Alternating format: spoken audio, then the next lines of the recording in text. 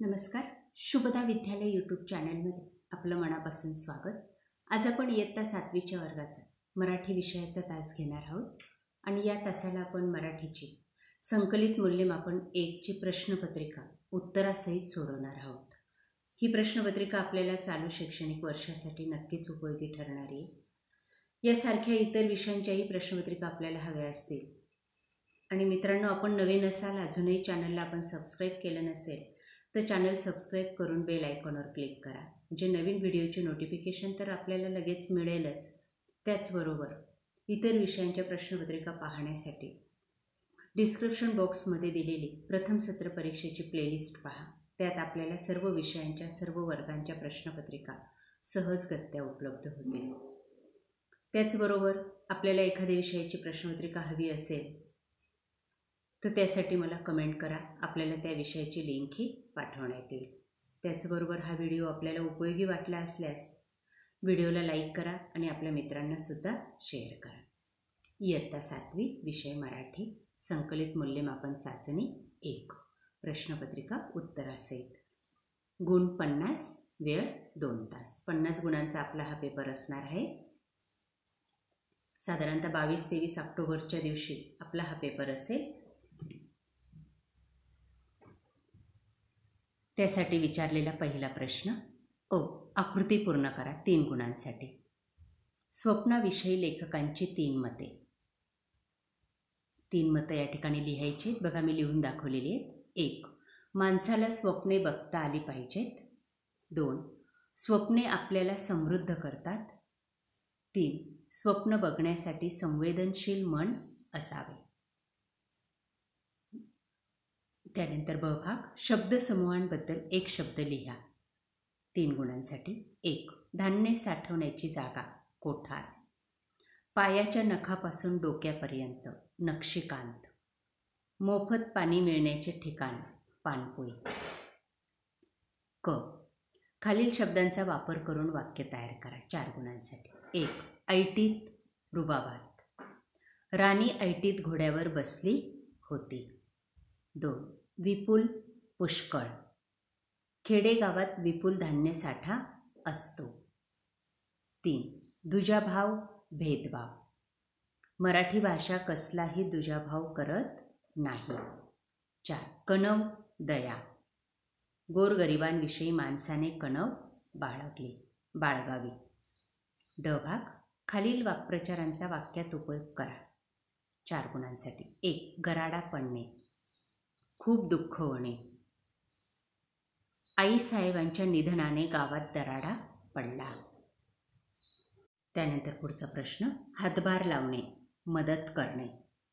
राजारामने मंदिराच्या कामात हातभार लावला. प्रश्न दुसरा, समानार्थी शब्द लिहा. 1. प्रांत, विभाग. वारा, पवन. विरुद्धार्थी शब्द लिहा. खरा, खोटा. मंजूळ, कर्कश. क भाग, खालील वाक्यातील क्रियाविशेषण अवयव ओळखा. 1. क्षणात येते सरसर शिरवे. क्रियाविशेषण अवयव आहे क्षणात. सागर पटकन शाळेत गेला. क्रियाविशेषण अवयव पटकन. क्रिया दाखवली त्या ठिकाणी. तो शब्द आपल्याला या ठिकाणी लिहायचा आहे आणि 2 गुण मिळवायचे. पुढचा प्रश्न तिसरा, काय कराल ते लिहा 4 गुणांसाठी. 1. तुमच्या घराच्या बाहेरील बाजूस चिमणी घरटे बांधत आहे. तुम्ही काय कराल? बघा त्याचं उत्तर मी नमुना दाखल दिलेले आहे. त्या ठिकाणी तुम्ही तुमचं उत्तर लिहायचे. मी चिमणीचे घरटे तिला बांधू देईन. चिमणी घरटे कसे बांधते याचे दररोज निरीक्षण करेल. तिला खायला दाणे व प्यायला पाणी देईल. तिच्या पिलांची काळजी घेईन. घरट्याचे रक्षण करेल. या पद्धतीने उत्तर लिहायचे. पुढचा प्रश्न 2.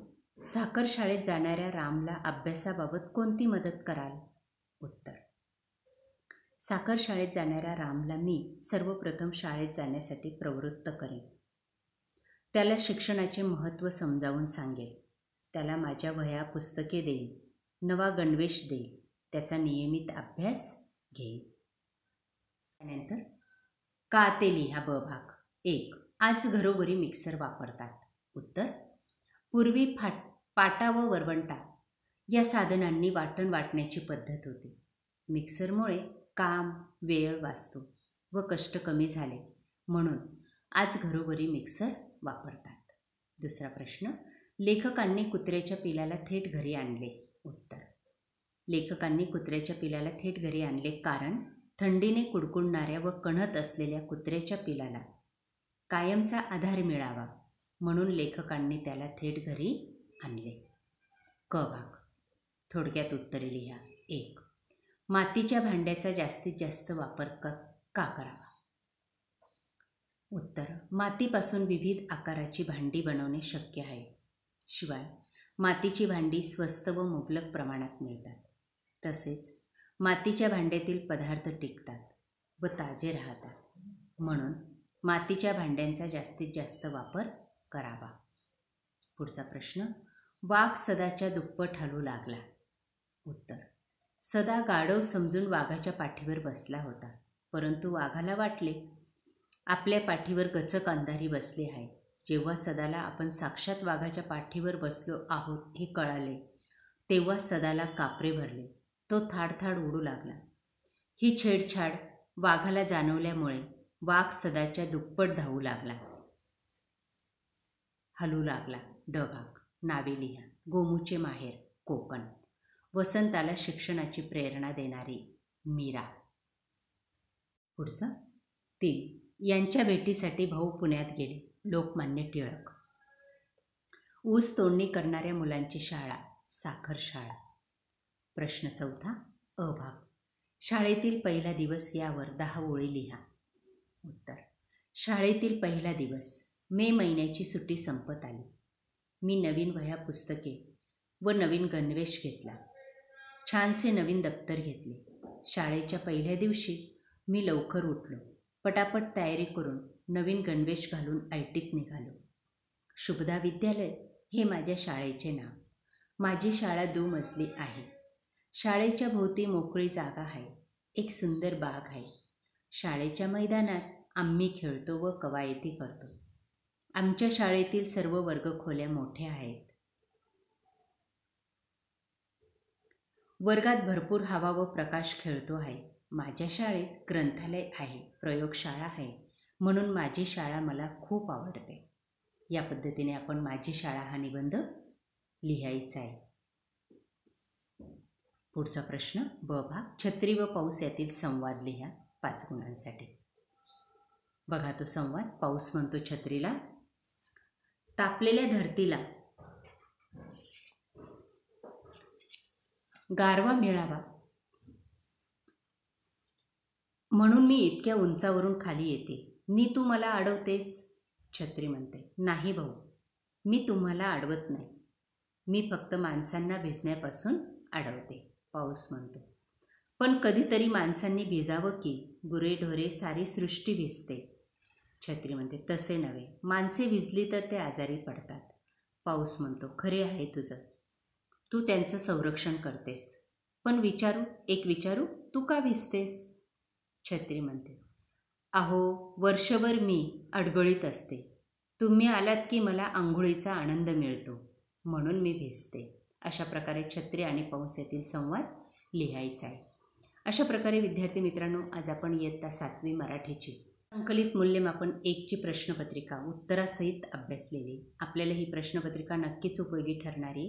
यासारख्या इतर विषयांच्या प्रश्नपत्रिका पाहण्यासाठी आपल्या चॅनलला सबस्क्राईब करून बेल आयकॉनवर क्लिक करा. व्हिडिओला लाईक करा, आपल्या मित्रांना शेअर करा आणि यानंतर आपल्याला कोणत्या विषयाचा व्हिडिओ हवा ते मला कमेंट करून सांगा. आपल्याला त्या विषयाची लिंकही पाठवण्यात येईल. थँक्यू.